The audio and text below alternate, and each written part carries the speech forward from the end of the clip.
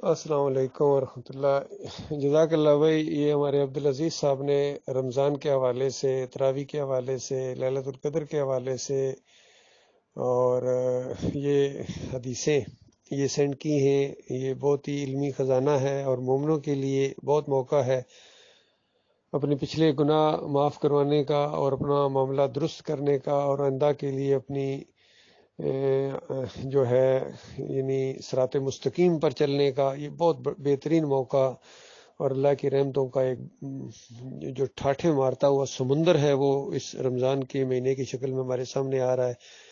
اللہ تعالیٰ اس سے پورا فائدہ اٹھانے کی توفیق عطا فرمائے۔ یہ جس طرح صلوات کے بارے میں فرمایا، ان الصلاۃ کانت علی المؤمنین کتابا موقوتا، یہ جو صلوات ہے جس کو یہ نماز کہتے ہیں 5 وقت کی، یہ صرف مومنوں پر ہے مقررہ اوقات کے لحاظ سے۔ اسی طرح رمضان کے بارے میں فرمایا، یا ایھا الذین آمنوا کتب علیکم الصیام، تو آپ غور کریں، ہر ایک سے خطاب نہیں ہے۔ یا ایھا الذین آمنوا، اے وہ لوگوں جو مومن ہو، جو ایمان لائے ہو، جو مانتے ہو، جو اللہ کے اوپر ایمان لائے ہو، ان کے اوپر فرمایا یہ صوم ہے۔ اور تم سے پہلے گزرے ہوئے جو قومیں گزری ہیں، مسلمان گزرے ہیں، انبیاء کے ماننے والے، ان کے اوپر بھی اسی طریقے سے تھا، تاکہ تمہاری جان اللہ کی راہ میں لگے اور اللہ کے لیے بھوک اور پیاس اور ان ساری پابندیوں کو برداشت کرو، اپنے مالک کے ایک حکم اور اشارے کے اوپر ساری اپنی زندگی کی روٹین کو بدلی کر دو۔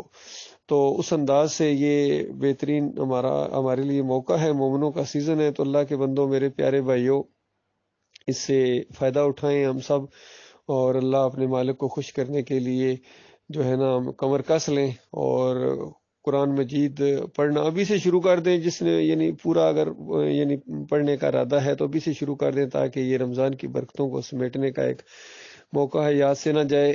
اور یہ صرف مومنوں کے اوپر ہے، پھر میں زور دے رہا ہوں، ان بریلیوں کے اوپر، دیوبندیوں، اہل حدیثوں، سلفیوں، جتنے بھی ہیں یہ مسلک پائے جاتے ہیں، کوئی ایک بھی ایسا نہیں جس کے عقیدے کے اندر 100% پاکیزگی ہو۔ سب کسی نہ کسی، کوئی لت پت ہیں، کوئی ٹخنوں تک، کوئی گھٹنوں تک، کوئی کمر تک، کوئی گلے گلے، اور کسی کا شرک سر سے بھی اوپر چلا گیا ہے۔ سب کسی نہ کسی شرک کے اندر مبتلا ہیں۔ تو ان کے اب جمعے کی تیاریاں اور جناب رمضان کا استقبال، یہ سارا ان کا ڈرامے ہیں، ڈرامی ٹوپیاں ان کی۔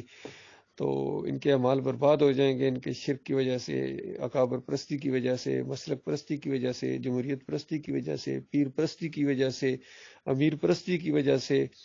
تو ان کے اعمال برباد ہونے والے ہیں۔ بس دعوت کو تیز کیجیے بھائیو، ہر لیول پر، ہر جگہ دعوت کو ہم تیز کریں، تبلیغ کو تیز کریں، قرآن اور حدیث کی دعوت، وتواصوا بالحق، حق بات کی تبلیغ۔